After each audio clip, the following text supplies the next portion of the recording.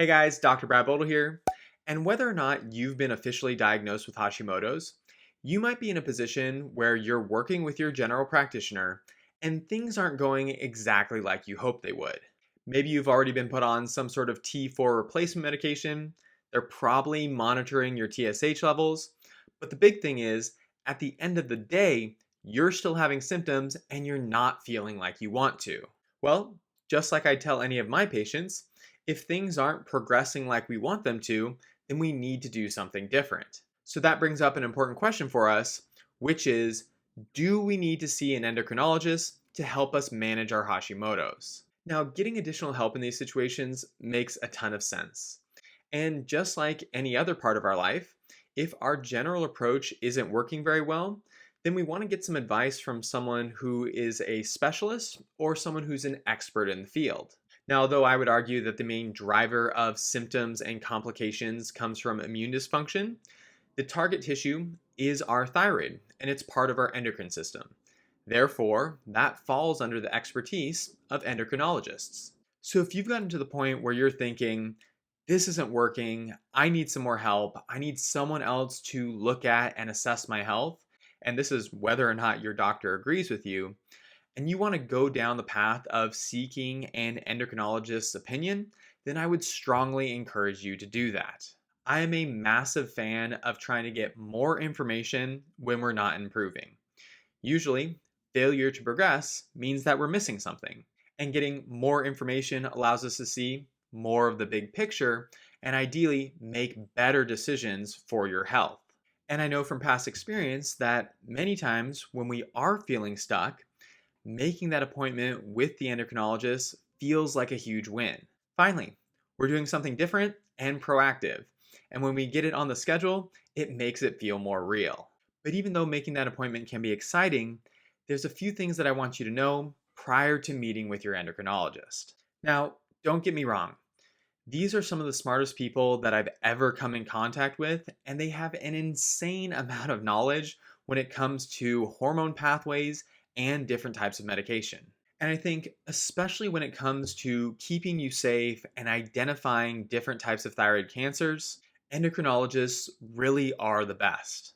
But from my clinical experience and the experience of many of my patients, I don't know if that same level of expertise always translates over to better management of Hashimoto's. We often think things like, oh, it takes me months to get in to see them.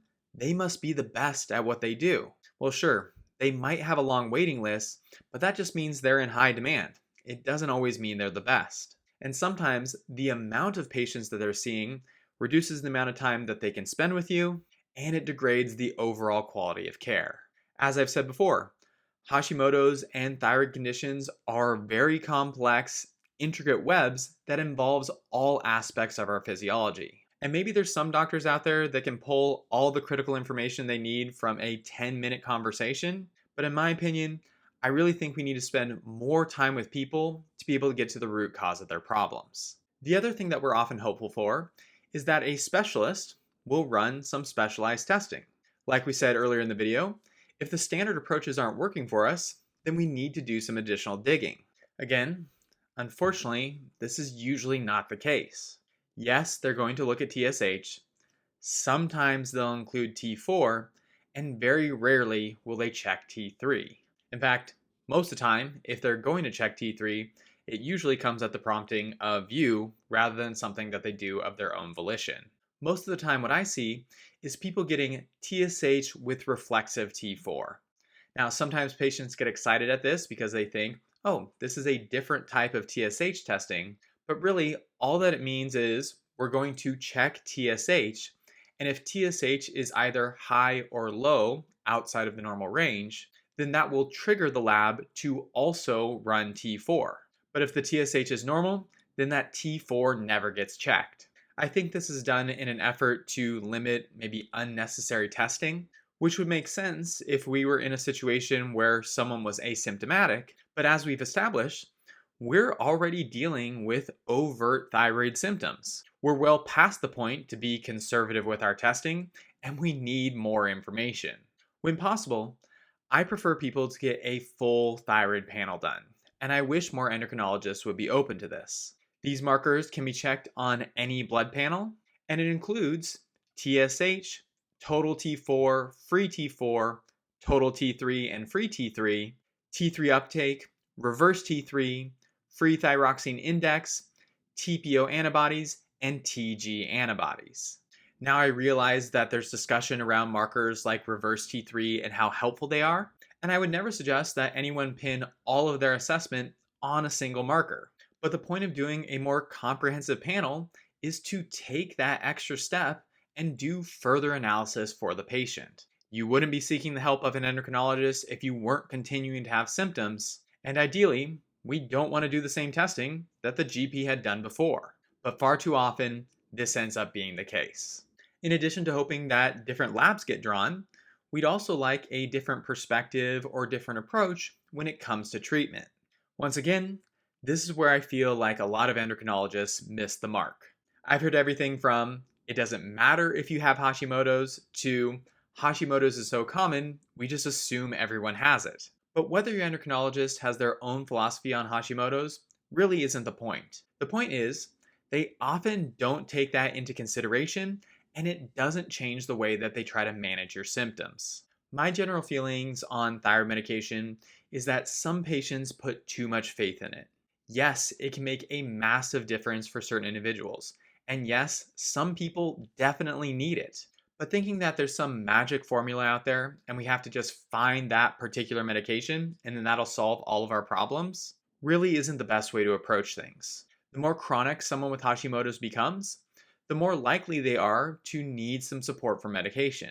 And you should definitely work through the different possibilities to see which one fits you best, both from a standpoint of what types of hormones you're taking, whether T4, T3, or a combination of both, and how you're interacting with different fillers and binders that come with the different products.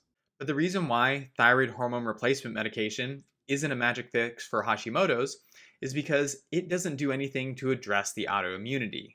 Yes, when your thyroid gland gets damaged by your immune system, its capacity to produce thyroid hormone goes down. And so, in those situations, you may need some sort of replacement medication to help compensate for the loss of thyroid function. But the medication is just filling a gap due to the damage from our immune system. It doesn't help the thyroid gland to heal, and it doesn't prevent future autoimmune attacks from occurring. With all that said, we'd like our endocrinologists to be open to the idea that different medications work for different people, while also providing you with some dietary and lifestyle strategies to help support your immune system and have it function better. But again, this isn't something that we typically see. And finally, my last issue with endocrinologists and their management of Hashimoto's is they typically don't look at the whole picture. Specialists are great because they are experts at what they do, but sometimes that can be a double-edged sword. Yes, they have an intimate knowledge in regards to how our thyroid functions, but sometimes they become so specialized they forget all of the other interactions that our thyroid has with the rest of the body. To choose one example that we've discussed before, although we could pick from a lot of different things, many of the enzymes within our thyroid are heme dependent, or they require iron to function properly. And we know that when someone is iron deficient, it can have a direct impact on the way that our thyroid works. So yes, of course we want to look at a full and comprehensive thyroid panel, but we also want to consider what else can affect our thyroid health. And if we forget something as simple and as common as iron deficiency, then we can do all the tinkering with medication and observation of TSH that we want, but it's not going to provide a holistic approach to our care, and it's not going to maximize our outcomes. To me, it's like having a really good understanding of how your own car works, but then you're driving down the road and ignoring all the traffic around you. Knowledge of your car is important, but so is understanding the environment that you're driving in. So, do you need to see an endocrinologist for Hashimoto's? In my opinion, no. Now, of course, if we need to assess for cancer or rule out other differentials, then definitely, endocrinologists can be very helpful. And I would never discourage anyone from trying to obtain more information and a second opinion. But generally speaking, in the best case scenario, Most endocrinologists are going to continue to provide a very standardized approach to care, which is going to be similar to your general practitioner. And in the worst case, we can go months waiting for an appointment only to be shuttled in and out in under 5 minutes, where the doctor is very dismissive of our symptoms, accuses us of wasting their time, and gives us a printout of the most basic health information, things that we've already tried and we know won't be effective. If you do have an amazing endocrinologist, that's awesome, and I'm glad that you found them. But I really think that's more a reflection of the individual rather than their expertise, their knowledge, and their specialty. But if you've had some experience with specialty referrals, or maybe you're waiting for one right now, let me know what your thoughts are, and let me know how that went in the comments below. If a lot of the information in this video rang true to you, and you're looking for some additional help, then I currently have two options for you. You can either send an email to me and my staff at contact@seattlethyroidhelp.com and put consultation in the subject line if you'd like to work with me one-on-one and are interested in setting up a free consultation to see if we would be a good fit. The other thing you can do is send an email to the same address and put course in the subject line. I'm currently finalizing the details on my own course to help teach women with Hashimoto's who are feeling stuck with their symptoms, not getting a lot of help from their doctors, and want to be able to make decisions about their nutrition, lifestyle, and supplementation with confidence. That way they can be a great parent, a great partner, a great friend, and get back to loving their life again. Enrollment is still ongoing, and there is limited space, so if that's something you're interested in, make sure to reach out. If you'd rather keep learning on your own, then check out some of the playlists and videos here on my YouTube channel. Follow me on Instagram or Facebook for daily information, or grab either one of my free downloads, which are listed in the description box. But that's it for this week. Thank you to everyone who's continuing to watch, share, and comment. And if you haven't done so, I'd really appreciate it if you'd consider subscribing to the channel. It's very easy to do, it supports me a lot, and if you're not interested in the future, you can always unsubscribe. But my name is Dr. Brad Bodle. Thanks for everything. I hope that you're having a great week, and I will see you in the next one.